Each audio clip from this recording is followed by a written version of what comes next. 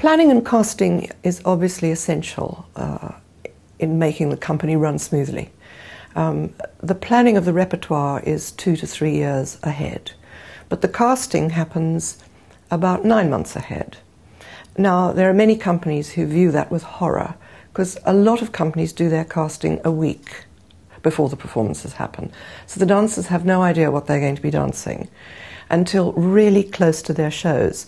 But what happens anyway is that with most ballets, especially the classics, you have 4, 5, 6 casts for the leading roles.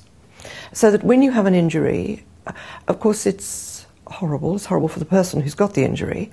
It's madly inconvenient for the audience because they've booked to see a certain dancer, and when they get to the theatre, that person's not there.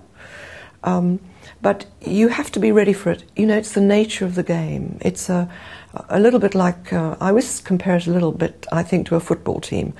But of course we have over 90 dancers, and I think a football team doesn't have quite so many. But nevertheless, you've always got people who are there ready to take over. Obviously, depending on the circumstances, more ready than others. You cast and you make understudies. So, say in the run of Swan Lakes, and you've got 20 performances, you've got 5 or 6 casts. So everybody's going to get at least 2 shows, some people 3.